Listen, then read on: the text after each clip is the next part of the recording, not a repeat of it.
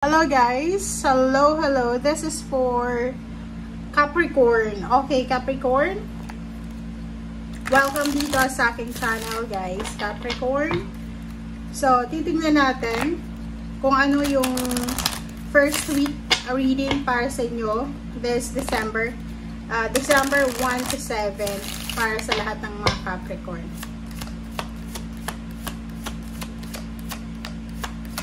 Ano ba ang message na kailangan yung marinig ngayong December 1 to 7 para to sa lahat ng Capricorn? First card mo is number 22, Library. Take control of your narrative. Wow, Capricorn.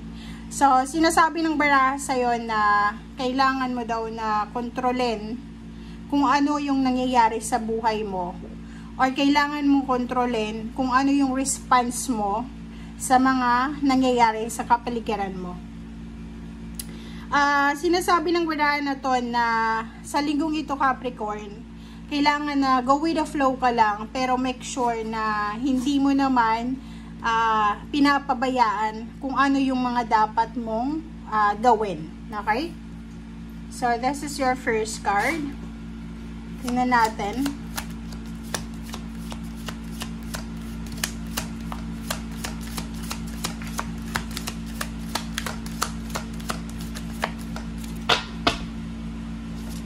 Okay, second card natin is the reverse na number 8, Wings.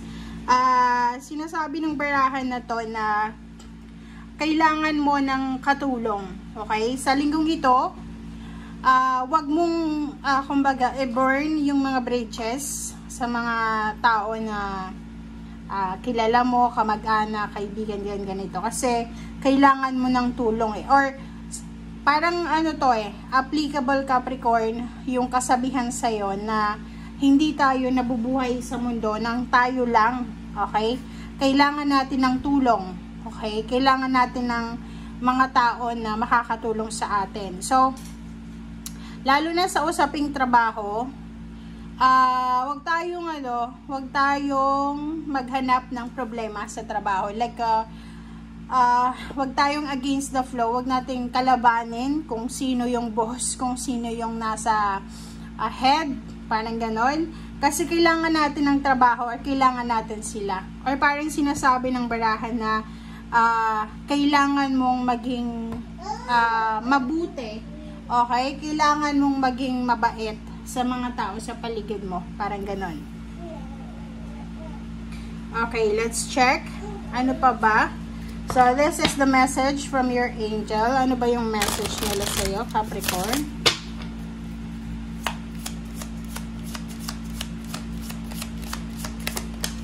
Alright. So, first card natin is Grace and Antoinette.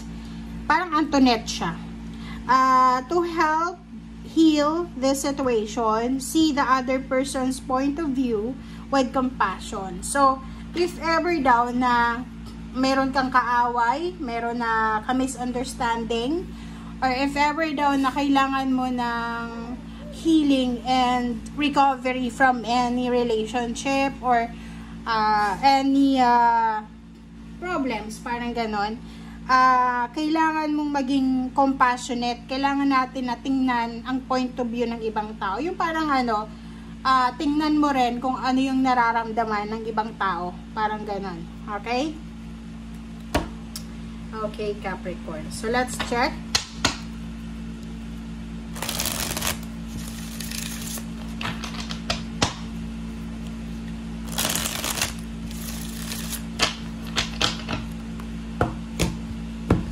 This is for the Capricorn. Okay, first card natin sa last deck is 7 of Cups. Choice and option. So, this week ay marami kang pwedeng pagpilian. So much choice and options para sa mga gusto mo mangyari sa buhay mo. 2 of Wands, sinasabi ng barahan na kung gusto mong magtrabaho sa ibang company, gusto mong magtrabaho sa ibang bansa, or gusto mong magdesisyon na, if ever may hinihintay ka, sinasabi ng baraha sa'yo dito na kailangan mo na daw magdesisyon. Okay? But you have choices and options. Meron ka din na hinihintay. So, ibig sabihin, if you're waiting for a contract signing, for a visa, or for anything na natagalan ka na, sinasabi ng barahan na meron kang magagawa para mabago yan na paghihintay mo. And Hierophant is here. Kailangan talaga natin ng mga tao na susuporta sa atin and mentor. So, maganda yun this week, ngayong linggong ito, marirealize mo, Capricorn, na hindi masama ang maging mabuting tao. Marirealize mo na mas maganda na friendly tayo and hindi tayo sumasabay sa toxicity and negativity ng mga tao sa paligid natin. Kasi kailangan mong kailangan mo ng tulong okay? Lahat ng tao dito sa mundo kailangan natin ng tulong, guys. Okay? Hindi tayo naandito para mag-isa. Okay? Ang King of Wands tsaka Six of Wands na to, sinasabi ng barahan na to na kung ano man daw itong ginagawa mo sa ngayon, if it's work, job, career, or business, ito ay magdadala sa'yo ng, ito yung stepping stone mo papunta doon sa victory and success. Sa trabaho, may posibilidad ka na ma-promote, madagdagan yung sweldo, mabawasan yung trabaho pero madagdagan yung mga payouts, payments. Next is Page of Swords. So, sinasabi ng barahan na ito ay para sa iyong future. Sa ilalim mo, there's a Justice plus Death card and Queen of Wands. So, if ever may mga kontrata kayo, Capricorn, na hindi masyadong maganda para sa ngayon, or like meron kang trabaho or negosyo na medyo toxic siya, sinasabi ng barahan na huwag kang mag-alala kasi malapit nang matapos ito or malapit na itong kumbaga maayos. Okay? So like for example, may contract na malapit nang matapos, malapit nang mag-end na contract, or maybe may mga change of career kayo, or may mga circumstances dito na masosolve yung mga issue nyo sa kasalukuyan. Okay? So, there's an ending. And makakalaya ka.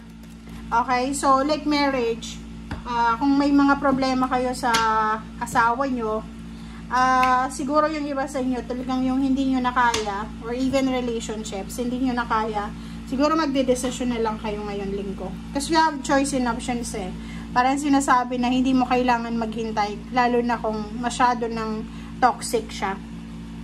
Okay? Kaya ganun diba? Like sa family, like sa mga in-laws natin, kailangan wag mong i-burn yung mga bridges na yan. Kasi in case na may problem, pwedeng matulungan ka nila. Hindi mo kailangan ng ibang tao. Okay? Pero yung iba naman, mismong yung kamag-anak, yung mga nagiging problema. So, kailangan natin ng ibang tao talaga. Okay, thank you for watching and see you again. Bye!